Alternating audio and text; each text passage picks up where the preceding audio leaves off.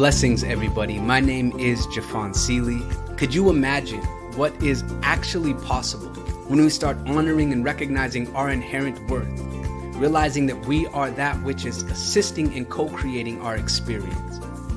And with that understanding, start recognizing that every human, every individual, everything that we interact with reflects that same inherent worth. It's not about an adventure, it's about the atmosphere of the consciousness of adventure, the lifestyle of adventure. How many people would say that their lifestyle is adventurous?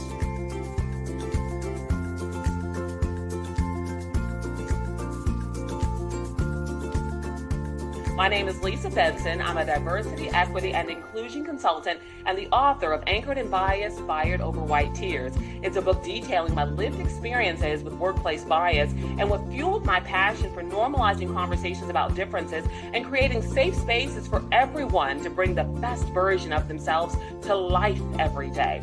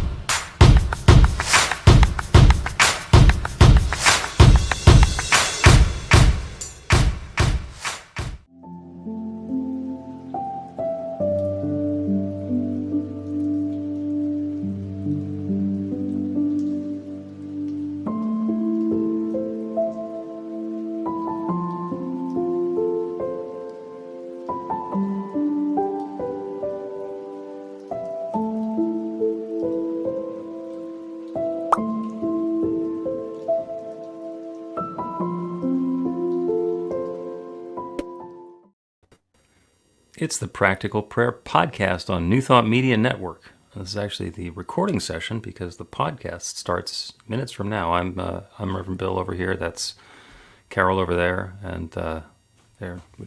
And we can switch sides. There's a button on here that just it's like a shell game. No idea. Whatever that is. So anyway, good Monday. The last Monday of the summer. I can't believe it. I just can't believe it. And probably say that every year, but it's fall like the 21st, or is it the 21st of October? It's the 21st, so it's this Thursday. Okay. Although the weather has been so hot this year, it really was a different experience for me than in the past. I always loved hot weather. This year, I don't know. Then you weren't loving the hot weather? No. I just, for some reason, it just was not working for me. I went out one day, it was about 96, and I did have a good time that day. I mean, I was going everywhere, and I remember feeling excitement when I was out, and I'm thinking, boy, I'm really enjoying this. It's really great. But let me tell you this, that was one day. One day, yep. The whole, I of course at the ocean it's better, but it was pretty hot there too. The sun just kind of has its way. Yeah, and here inland, because I'm in Philadelphia and you're at the Jersey Shore, it's been delightful fall weather for the last week, and before that it was hot and humid. And, I love all the seasons. I love all my children differently. But summertime is nice because you just walk outside and you don't have to remember to put anything on. And the other seasons, we need to think about that. That's just a difference for me. But that's a biggie, because there's such freedom in just opening the door and walking out. You don't have to, you don't have to. You're not going to slip. You just walk out. So all in all, it's been really good. It really has. I've much appreciated this weather over weather that's on its way. Yep. And yeah, you can love And it. Yeah, yeah, I'll be all there right. you go. The usual notes for the people who are watching on New Thought Media Network, either live or in the rebroadcast. This is the pre-show for the podcast. We're going to start recording the Practical Prayer Podcast, episode number 121, in a weekly series. So we've been at this for a while. And if you have a question or a prayer request or a suggestion that you would like to make, you can do that in the chat on your social media if you're live with us. Or you can go to bethelight.com, be-the-light.com, there it is, which is the website, which is the home of Practical Prayer. And there's a section on the podcast, there's a button where you can submit a question or request or a comment or some such, and we will take that under advisement. Because I know that I can't guarantee that we're going to do anything particular with those, although it's kind of entertaining when they show up. So go ahead and say something pithy, and we will be here to pithy right back to you. You pity. Yeah. I don't Yeah. pity too well. So today we're going to talk about channeling and healing. Yes, and actually they're so different, and Mhm. they're really different. So healing is a pretty big thing for me. I was looking in my garage, and someone had written a letter to me back in 2000 with a healing journey that I had walked them through. I forgot all about it. Never even thought about it. Even didn't think about it at all even then. But then other stories started popping in my mind. And so I wondered, like, there's some things that I just am matter of fact about. And other people are struggling and trying to find the logic in it. And so I think I'm just kind of weird. Like, if I believe it and I can't figure out the logic, I'm like, well, eventually it'll come up one day. But I'll just go with the belief that flows. But, healing is such an incredibly important thing and so relevant to everyone. Especially after a certain age, and then certain things start doing what they do, don't work the same way. And I notice a general feeling of panic. I get it, I do, but I'm thinking, like, you believed in God all this time for everything, and then suddenly when you fall and scrape your knee, you forget. I'm biting my tongue, figuratively. It doesn't need healing, but I can jump in and say like 16 things about that, but I think we want to get the podcast going first so that we can share it with the rest of the world. So let us do that. A practical prayer is a prayer that works. These discussions between Reverend Bill Marchiony and Carol Lawrence dive into the details of how it works and how to work it. Reverend Bill is a New Thought minister and the author of Practical Prayer for Real Results. Your new life begins with a new thought. Carol Lawrence is on a spiritual quest, finding the New Thought teaching after decades on the pulpit in 3 different traditional denominations. I've got some questions. Together, they're exploring the philosophy and activities that come together from many of the world's religions to create the practical spirituality that is New Thought.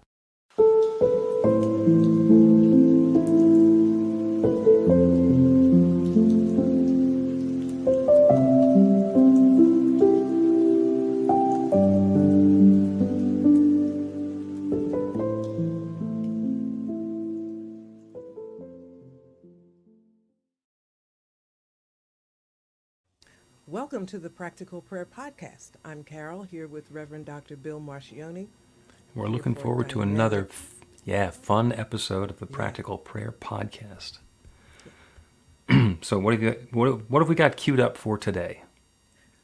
We have queued up the conversation about healing, but it's like not a how-to I'm thinking about. What I'm thinking about is our attitude about it, which, I kind of find a little bit funny sometimes, because it's like you believe, and you know what? It probably is relevant to a lot of things, but you believe in a certain thing until it happens. And then you get all nervous and shook up. And it's not that I don't understand that, but at some point, when you believe something, you got to say, look, let's see what this belief is going to do. Is it real or not? Or are we afraid to find out whether it's real or not? Okay. It's like you find out in the fire. Well, yeah, we're not going to invite fire for anybody. First off, healing. A lot of people think that healing is correcting something that's wrong. And, like when somebody has a cut or a broken bone, that the healing is the process of getting that back to normal or fixing it. And healing is not fixing something that's broken or wrong. Healing is the revealing of the truth. And that's where we get back to principle. The truth is that we are perfect, whole, and complete right now and always.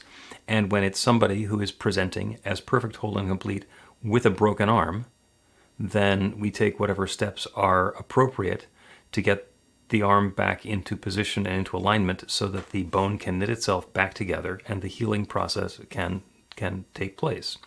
So, and healing is a process. But healing is not, you start with a broken bone, you say, oh, it's a broken bone. No, it's a perfectly good bone that's currently broken. And healing is returning it back to its normal state. And healing in all senses is the same thing, because at our heart, at the core, at the foundation, everything is God's divine love expressed in a different way. So it's all already perfect. It just sometimes doesn't seem exactly that way. And that's a lot to ask a person maybe in the moment to understand or believe. Oh yeah, well that's why we don't start when somebody is screaming and they're dealing with arterial bleeding. There's some other things to do than have a little bit of a lecture about what healing is. But sometimes that's the best you can do because it's hard to get anybody's attention until they're in the deep end of the pool. Sometimes about a lot of things, and I think it's helpful for me or whoever is they're talking to be calm. And let me just say this. I just believe in healing. I have no formula, no proof necessarily that this is exactly how it's going to go. I just believe it's going to go. That's it. Because that's how we were created, for things to, if they're out of whack, they're going to get back. They will. I mean, now, of course, one day we're going to leave. And we're going to leave for some reason. I'm not talking about some catastrophic. And death is not the ultimate illness. Death is simply the end of this particular journey on earth. Right. And so, yeah. So it's like if you believed in, let's go to church for a minute. If you believe that Jesus did all this healing, then he did it, right? It's not just stopped off with the guy at the pool of Bethesda or somebody that was blind, or why just the 10, 15 people back then? And if our belief system is based on an activity that Jesus did in his Christ mind modality, however, then why just those few? He was the great example. Yeah, So well, it's those few because those are the ones that made the edit to get into the book. Yeah. He probably did a lot more, but those are the ones that somebody thought the story was important enough, and he went and said it. I think it was the story of the centurion who his servant had been ill forever, and he asked Jesus to heal him, and Jesus said, "You believe that he's healed, so he's healed." And that word that you talked about, believe, is just, it's everywhere, all over. And I didn't see it as much as I do now in New Thought. Is just everywhere. And everything kind of rests on what you believe, which is fine, because that's also in church. But it's not talked about that way. So I think you kind of miss out on some right. good, And New Thought is the practice of belief. Yeah. And it's very concrete. There's not a whole lot else that's involved. as you believe, so goes your life. And that's really powerful because it's very simple. If we can change our belief, then we can change the experience of life that we're having. And if we don't like the experience of life that we're having, we get to dive in and look at what we believe, because at some level, often quite unintentional or unrecognized, we believe that we should be having the experience that we've been having. And that can be something that we learned as a kid. You know, I'm in an unhappy relationship, and it turns out my parents were in an unhappy relationship, and the problems that I'm having, the same ones that they were having, and I'm just repeating the story that I was told and reliving the drama that I learned. It doesn't necessarily have anything to do with my value as a person. This is just that's what I got growing up, so that's what I'm going to be repeating, and I get to continue to repeat that until I come up with a different story. And it has to do also with your feeling of self-worth. You know, I don't deserve better, and it's such an intersection that you know you need to just stop there. There's an intersection near my house. It's only 5 points. It's not, you know, it's not terribly complicated, but nobody likes it. Nobody, you know, and I'm thinking when I get there, if I'm confused, I'll just sit there. You know, I'll sit there until, listen, this is going to make sense. I'm not moving until I figure this out. You can blow the horn all you want. I'm just going to, you know. So it's kind of the same thing, I think. If something is happening to you and you can't budge it, you can't move it, it's just, you know, it came out of nowhere or whatever. If it has to do with your belief, I think it's well worth our time to sit here and say, listen, what is it that I believe about this? Now, that doesn't mean that's where it starts, but that's a good place to start. You know, and unravel it and not be scared, as opposed to just acquiescing to the fact that this is happening, this bad thing is happening, or I'm sick. You know, like, if it just question it, challenge it. It doesn't mean you're going to win, but so somebody wakes up with a sore throat. And I'm not going to use the second person because everybody who's listening has at one point in their life woken up with a sore throat, myself included. And we can meet that with, oh my God, this is a 10-day cold coming on. In which case, it probably is. Or, oh my God, this feels just like strep. I bet this is strep. Or my allergy's kicking up. It's allergy season. This is going to go on for a week or a month or a season. And the answer is yes. Yeah, that's tends to be what shows up in our life. And it's also possible to say, oh, that's a sore throat. I'm glad that it's in the process of resolving and it'll be gone by 11. And I have done that often enough that I know that it's not just possible, but it tends to be a tendency. Now, sometimes I'll go get myself some hot water and put some lemon and honey in it, you know, and take care of myself. Or maybe I'll slow down a little bit and take it easy for the morning. But it's that initial reaction instead of, oh my God, I'm going to be X, Y, or Z, and instead say, here's an opportunity for this to get better. And sometimes I notice, oh, well, yeah, the window was open last night and the overhead fan was on and it got much colder than we thought it was going to, so that sometimes does it to me. For first thing in the morning, and by 11 o'clock it'll be fine. I just thought about something when you were talking about that, and you were saying I'll get some hot water and I'll rest. Sometimes I think the idea that people have about healing is that it's some magical thing that somebody's going to touch them or say something to them and it's going to work. And I don't see it that way. You know, I look at it as though we were created perfectly. And in that regard, perfectly created to heal what messes up. Like if something is out of whack, it can get itself back into whack, you know, because all of those mechanisms have been also created. So I see it that way. However, it doesn't mean that it happens in an instant. You might have to slow down in order for it to happen. You might have to see a physician. You know, I don't see healing as separate and apart from the gifts that reside in the medical community. Sometimes they have to enter in to do things that allow the natural process to happen. So it's a very, to me, it's a broad belief, and you have to bring it all in and accept it all and see what, see what feels right for you. Does that make sense? Yeah, it definitely makes sense. And so much of it has to do with our belief. And sometimes the process in healing defies common sense. So I was listening to an expert on viruses and immunology. And I think it was scarlet fever.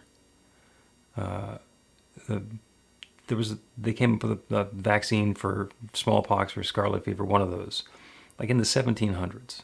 And what they determined was that if they could arrange for somebody to get sick with a very mild case of smallpox, that they wouldn't catch real smallpox. And you want to talk about a heavy lift, getting people to understand, yes, I should take this poison voluntarily because in the long run it's going to be good for me. But there's a bigger picture there, because it's not just the person with the poison, it's the person and their immune system. And what we're doing is we're using this same thing that could be very deadly and using it to train the immune system. So there's a bigger picture going on. And the same thing is happening when we have a belief. I think, oh, well, I have this belief it's just going to change the world. No, that's not the way it works. We are part of that one infinite intelligence, that one divine mind. We're a particularized piece of it. And when we have a new belief, it enters that belief into that infinite creative power that creates everything and opens up a channel for some newness to show up in our life. So it's not just us sitting here saying, I'm going to change this belief and it's going to mechanically change something here. No, it goes through the whole system.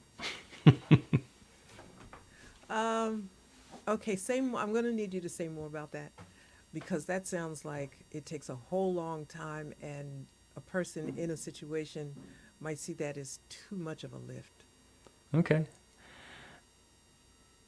Ernest Holmes said that the creative law always works, even when it works by appearing not to work. So if we believe that it's not going to work, then it will not work. But what's happening is, since what we believe is that it's going to show up giving us an undesired result, that's what it gives us. It's not that the law isn't working, it's just we're setting the intention or the desire or the belief for something else. It does not take any time at all.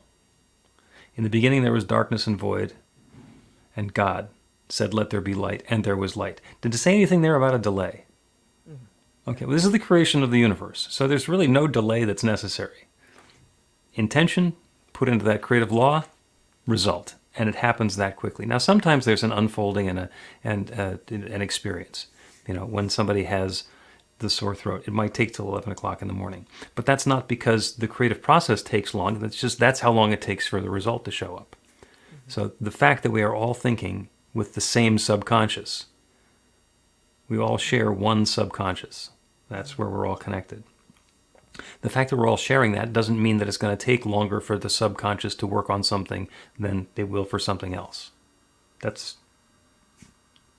part of the nature of how it works.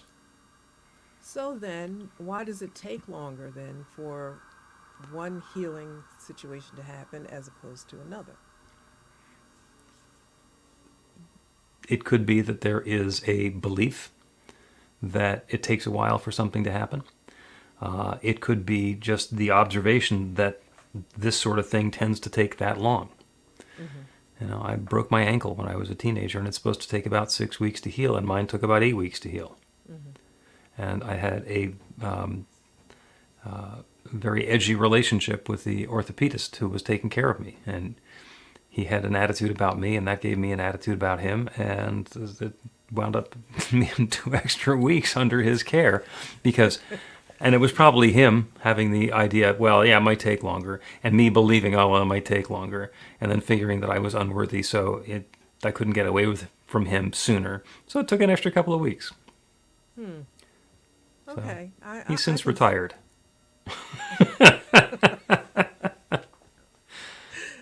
Yeah, I could see that. I mean, anytime that something's going with me, I just I give myself a length of time. It could take longer, but I'm saying this is it. Like I had my knee, I had bilateral knee replacement, so I got 2 fake knees, and they're the youngest thing on me. And this is just crazy. So they tell you everything, and it's a scary notion when you research what they actually do to replace them. And then at one point I just said, wait, I don't care. It was April. I said, in July, I'm going to be doing everything that I normally would do. It's just that way. It's just I just picked July. I figured that's a fair amount of time. Mm-hmm. And, and in July, I was in the mall walking around. And it didn't occur to me that it should be any other way, because everything was done that could humanly be done. And so the natural healing process that was created when time began or whatever, it wasn't specific to me, is going to be at work. Mm-hmm. So I'll do what I got to do, and whatever and it's going to, if I felt a particular pain, and now I wasn't pain free in July. I wasn't. I'm not going to. No, but you could do everything that you want to do. Everything I wanted to do, and maybe not as long as I planned, but I did it, and I said, okay, well, we're just going to, I'm not giving this any longer. Yeah, and it's interesting because your goal was to be back in the mall in July, and for me, that might have seemed like punishment. So to have to go back to the mall in July, so it might have taken me longer. So I could have had another month out of the mall. But to each his or her own. Let's take a break and then do some more discussion about healing. But there's sushi.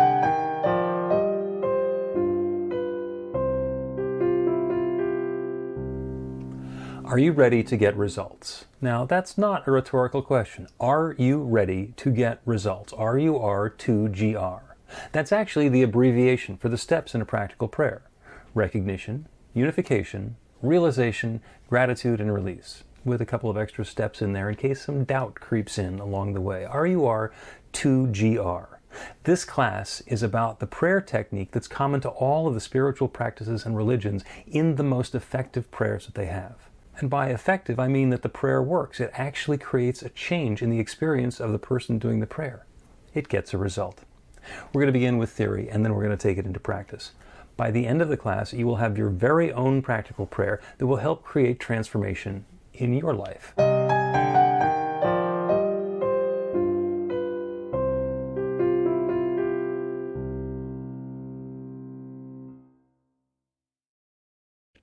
Welcome back to the Practical Prayer Podcast. I'm Carol, here with Reverend Dr. Bill Marchiony.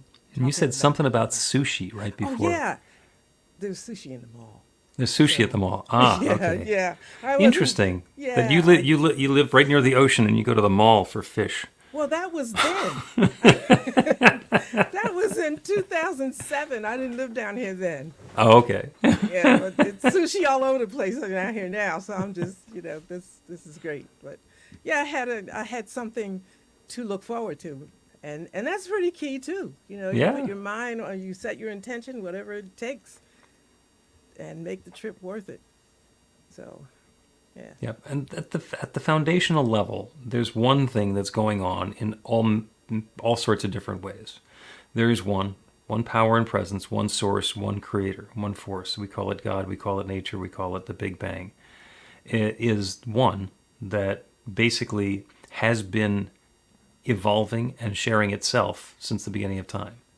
And if we begin with a religious or spiritual view, then that's the divine creative power. We call it God. And if we want to go with the scientific version of it, then it's the Big Bang. In the beginning, there was a singularity. And in either case, there was just one. There was one singularity. There was only God. There was nothing else. And so the logical understanding is that everything that exists is that one, having evolved and branched off and taken its own particular specific form.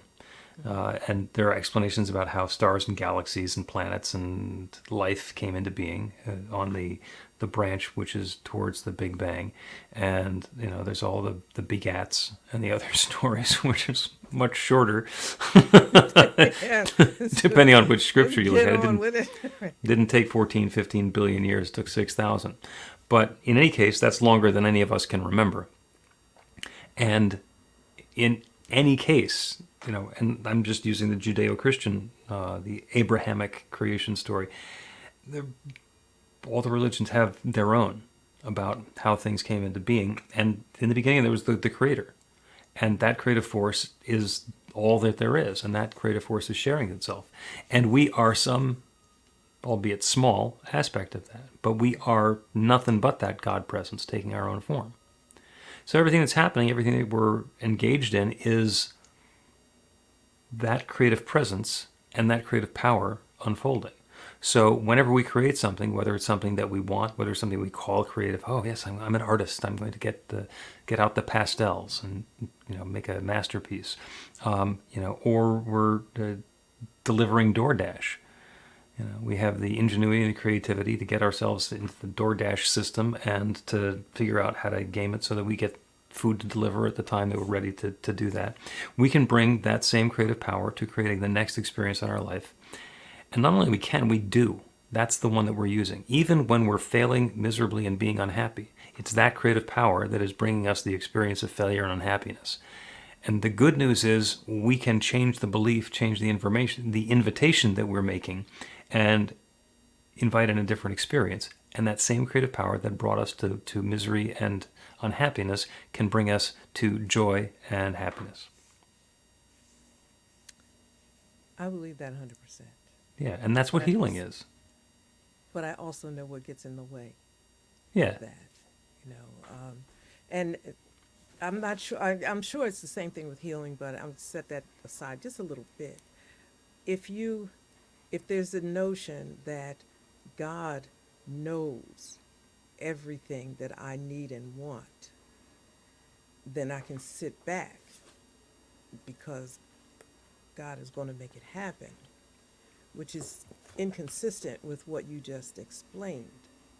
If we're a part of the creative process, then we have a part to play in it. Mm-hmm.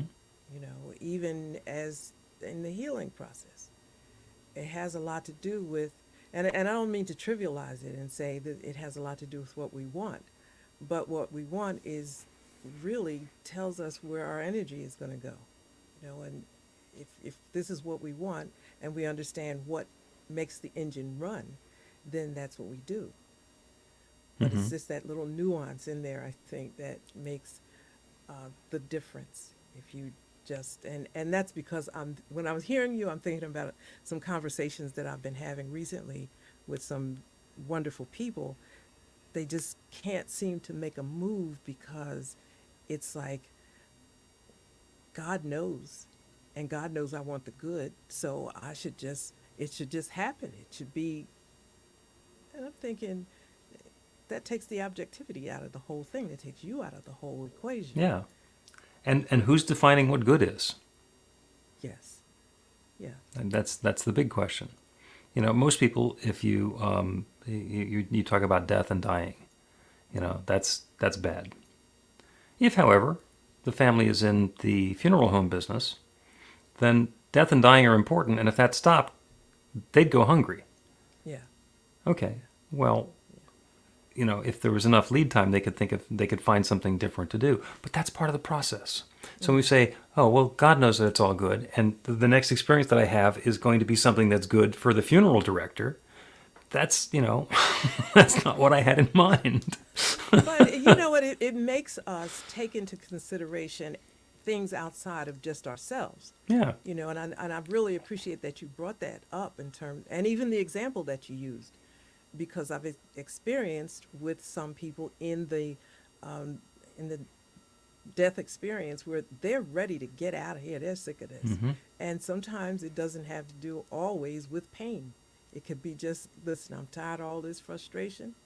Yep. And let me get on to the next thing if there is a next thing. Mm-hmm. So but I have you're seen right enough of about these sunrises, and I'm done. I don't need another one.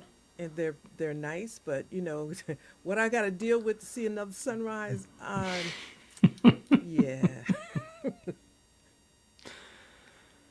and I really don't mean to. I want to make sure I don't trivialize this and take it lightly, because grief is real. But I think sometimes it's good to look. That's an example of taking into consideration what good means to everybody concerned. Yeah. And that is why we can't sit there and assume that God knows what we want. Yeah, Because it's an infinite universe and anything is possible, which means that what God wants is anything. And that means that we have to be okay with anything. It's all God. Whatever happens is okay with God, and it's all good because that's how life unfolds. You know, if there's not been an experience of somebody living downstream from a dam burst, then the people who get stuck in that, who are complete victims of a dam burst, are also bringing new experience into the world, and the infinite gets to have that experience. Now, the individuals who are involved in that, probably not very pleasant. And I'm not going to say that it's a good thing, but it's a thing. And since all those things are possible, that means that they are all God ordained because there's only God. Get back to question or topic number 1. There's only God. So everything that's happening is God's love unfolding in a different way. We need to probably make that a subject. Yep. Because, I'm writing it down. Yeah. I learned something not too long ago from, of all people, SpaceX. You know, which is, and they had the launch of their huge rocket ship, and it got like a couple minutes into the flight, and it blew up, and all the employees and all the engineers cheered, and the people who were watching it's like, what the hell's the matter with these people? Their spaceship just blew up, and it turns out that the way that they're approaching this is that they knew their spaceship was going to blow up. Because there were a lot of complicated moving parts, and they knew it wasn't all going to work perfectly because they've only launched this once or twice. So they knew it was going to blow up. But having launched, they could watch to see what was working because they have all the data that's coming back from the spaceship, and they could tell which part of it failed. So now they know what to work on next. And they were all cheering because it could have blown up on the launch pad.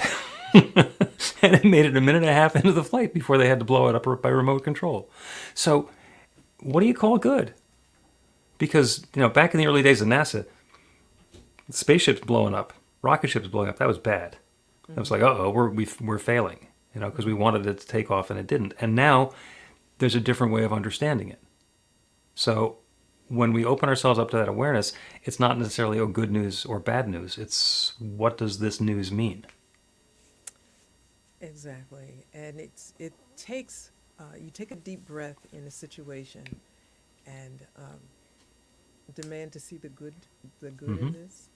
And, you know, we go back to church for a minute. In Psalm, David said, I believe to see the goodness of the Lord in the land of the living. And, you know, we can tweak that however we like. The bottom line is, you know, the guy was saying, listen, I don't have to wait till I die to see the goodness of God. I believe I'm going to see it while I'm still here. I take it a step further, you know, and you know I do. Listen, I believe to see the goodness of the Lord. God, come on now. I need to see the goodness right now because this thing is pressure. I don't need the aggravation. I don't need the stress. What is good about this situation? Show it to me. Let me see it. And seeing helps tremendously. Yep. And we've talked on occasion before about my favorite quote from Emma Curtis Hopkins, the great metaphysical teacher, who said, "This too is good, this too is God, this too is for me now, and I demand to see the blessing in it." Well, that's where I got it from. Yeah, and you put your hand, but you said, David said the same thing. I believe to see the goodness of the Lord in the land of the living. Well, I could say it like the girls. Okay, but you can take it from Scripture. You can take it from Emma. Yeah, either one. It's the same thing. Okay, Yes. so we're agreeing. There's only one. There's always one. Yeah, I mean, I got here, you know, and this comes up so often. The intro says that I've got some questions, you know, where I say that in the intro. And sometimes you'll say, oh, you've come a long way. And I'm thinking, I still got a lot of questions. You're just a questioning sort of person. So Yeah, but see, I'm cool with the questions, right? If you don't have the answer right now, that's okay. Just remember that I asked. I'm gonna bring it back around. You know, we're gonna get there. Yep. We'll get there. And life is not over yet. And Yeah. And there's some people who would end this statement, practice makes, with the word perfect. And I think practice makes practice.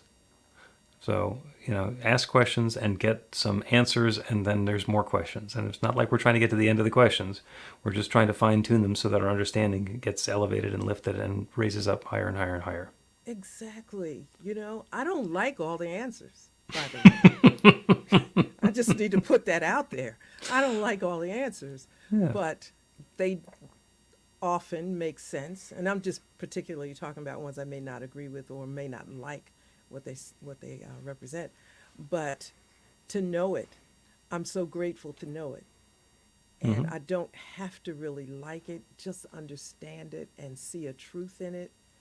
And okay, so maybe I'll come around, or maybe I'll say, that kind of... Still don't like that one. I don't like it, but it's okay. Liking and believing and understanding are different. Yeah. And as we're talking about healing, when we have something that's going on that we're aware of that we don't like, the healing might not be changing that thing. The healing might be us coming to peace with it and understanding it from a bigger perspective of, okay, this is how it fits together. And I still don't like it, but at least I'm letting go of my charge about it. Yes. Yeah. I was thinking about a situation where I said, all this is much. But I thought also, what is it reflecting that I need to see or correct about me? What am I learning from this? And I really love this one. I don't know anything, so what do I need to know? It's like, really, all this is way much. So I'm just going to, okay? So what can I know? Little insignificant me, and I don't mean that like, with poor self-esteem, but in the scheme of the whole universe, I'm like not quite visible. Well, 8 billion people on planet Earth, and there's, at current count, trillions of planets and trillions of galaxies. So yeah, claiming that you're not that significant, I'm not going to have an argument about that. Okay, good. So, some people have an argument, will text me and tell me about my self-esteem. Let's solve a different problem. I just am privileged. And I got to say, almost every day I feel privileged to understand something. Just, wow, I get to know this. And I think, too, it's because I've lost so many friends along the way, and the pandemic just really ripped through my phone book. And I'm here, and I feel so privileged to be here and to get to know certain things and get to understand and get to say I don't like it. Even that. It's about... to demand to see the blessing in it. Demand to see the blessing, because at this point, what you going to do? If I demand something and God gets mad and wipes me out in certain people's understanding, look, I've been here a while. Look at how wonderful it is. But I don't see it like that. I mean, the more I demand to know, I fully think the more I'm going to see. Yeah. And I can quick pass it on. It's just it's a joy. Yeah, and maybe that's not God wiping you out because of your bad attitude. Maybe that's getting called into the home office. We have to discuss this. What I used to... We got to talk. I have said in some sermons, God, this is not what we discussed. Okay, so we're going to have to talk about this. So to me, it's this, you got to take away the judgment and just open up yourself to an understanding of God and how God does things, and they're big. And so if healing happens, it happens. So I'm curious to see how it goes. All right. I know it happens. It happens. And we're going to take a break, and then we're going to do one of my favorites, which is a practical prayer for healing. Yeah. Get inspiration in an instant. God calls are the gentle and uplifting moment of truth to help you remember that the bright light of God's love is shining right now as you. It's your God Call with Reverend Bill. Start your 2-week free trial today, and you'll get a phone call 4 times a week from Reverend Bill with an uplifting half-minute message filled with insight, wisdom, story, and fun. Let your light shine. You can answer the call to listen to it live or let it go to voicemail so you can hear it later. After the free trial, your subscription is just $5.95 a month. The details are at godcall.org. God calls are disruptive, intentionally. Whenever you write something, put on a gold star. They take you away from your routine to remind you about the truth of who you really are. They come at random times between 8:15 a.m. and 6 p.m., so you won't be expecting them. And somehow, the message is exactly what you need to hear at the time. Magic is loose in the world. It's a moment of motivation in the middle of your day. Find out more and start your 2-week free trial now at godcall.org. Welcome back to the Practical Prayer Podcast. I'm Carol, here with Reverend Dr. Bill Marchiony. We have been talking today about healing, and that healing is not fixing broken stuff, but healing is the revealing of the truth. So the prayer today is a prayer for healing. And again, not fixing broken stuff. Healing is the invitation, the allowing, the opening that is going to let that infinite creative power that creates everything create a new experience where there has been something that has been not completely to our liking, satisfaction, or comfort up until now. So healing is not repairing that broken thing. It is not putting a Band-Aid on something or a splint or taping it back together. Healing is realizing that the perfection, the inherent perfection of the divine is present right now, even in this thing that has not been pleasant for us so far. And healing happens in lots and lots of different ways. Healing happens in relationships. Healing happens in our physical bodies. Healing happens in our prosperity. Somebody who's dealing with poverty or scarcity in their life, the healing is returning to a place where the expenses and the income are back in balance. And it's not that we have to have a specific amount of money coming in. There are places in the world where we can live on very little in the way of income. But if we're living in a big, expensive city, then the metrics are different. So healing is being in that place of alignment and balance and flow. So as we become aware of whatever it is that we've been experiencing in our own lives, in whatever area that we would describe as a challenge or a difficulty or a pain or a discomfort or something that's unwell, we can turn our attention away from that and towards that one infinite creative power, that one divine source that creates everything. We call it God, nature, spirit. We've called it the Big Bang. It is whatever existed at the very beginning, when there was only the one that began sharing itself, unfolding itself, revealing itself, and letting there be all that is. That one divine power and presence has been sharing itself as its creation since the very beginning of time. Everything that exists everywhere is the evolution and unfolding and next logical expression of that one in particular form. That everything includes everyone, everywhere, every moment, every activity. It includes each one who is listening to this prayer. We are all individualizations of that divine power and presence.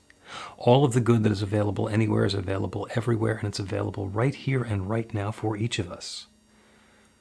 So we now call upon that divine creative power, that presence, that divine love and light within, and invite it to create this next new experience for us in harmony and balance and health and prosperity, in love and connection, in creativity and joy, of deep awareness of the truth of the love that we are.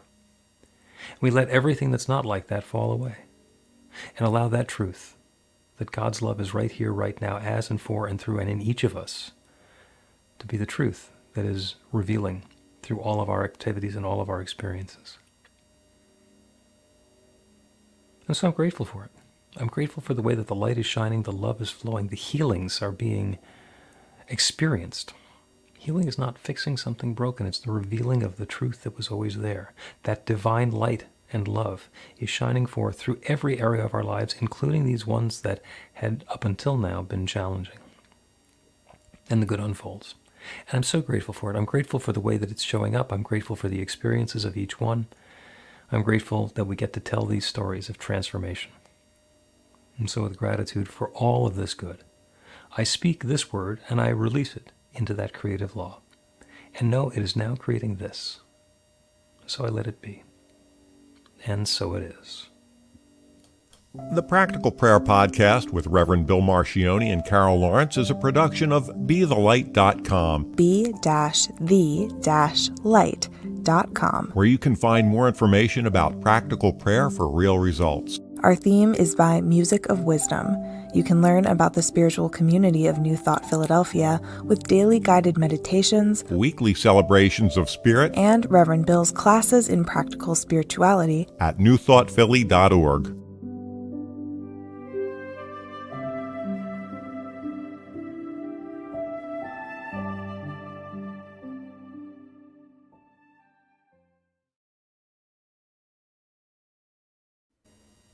And that is the Practical Prayer Podcast for the 18th of September. Is it that late in the year already? Yes. Yes. Sad to say, but, that's what happens when summertime comes to an end and autumn is ready to fall. It seemed like it was just New Year's. I know that's not the subject for the podcast, but I'm telling you, I thought it just felt like it was New Year's, and then I blinked, and now it's like Christmas, because Halloween trumps a whole month now. It just like wipes out the whole month of October. Yeah, well, they've already started setting that up. My next door neighbors had their Christmas lights up, and it was going to be a year-round thing, except they got their roof replaced, and the roofing crew took the lights down. Well, yeah, but they went back up right now? No, they're not. They're not up. They're not up. No, they're just getting back from summer vacation now. I went to CVS this morning and bumped into a witch on one of the statues, and I bumped into it because I wasn't expecting it to be there, and it was just all really cute. And I thought, is it time for this already? I mean, we're not even in October yet. And then I remembered, okay, so now people rent out stuff in the strip mall for a month, not just a day anymore. So, Thanksgiving is trumped. It's just all about this and Christmas. Yep. But that's how fast life moves, and I'm wondering if we should not think about moving so fast. You can think about whatever it is that you want to think about. That's Right. That's the magic of being able to choose. You can choose to think about it or not think about it, and whatever you think, there you go. But, like the majority of the culture is just moving. And, I can slow down if I want to, but when I go to CVS or the places I normally go, they're into the next thing. So it just feels like we miss out on moments. Yeah. When we move too fast. And when you go to the CVS, at this point, you're not going to find Peeps or Easter candy. No. So, good news, bad news, who can tell? Thank you, Carol. And thank you, everybody. Once again, if you have a question or a comment, you can go to BeTheLight.com, be-the-light.com, and put a comment in through there. Thank you so much. We'll see you next week.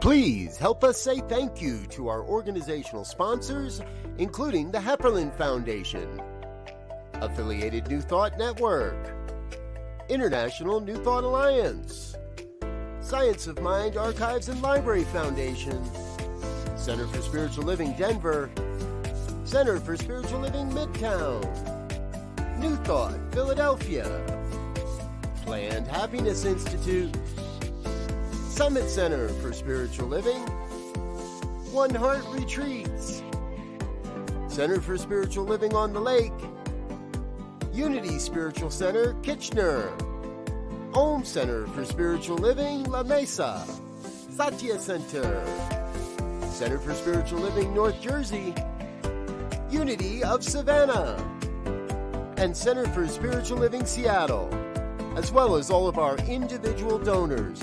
Thank you for making New Thought Media Network a place to be. Please come be you. And remember, like, share, and subscribe.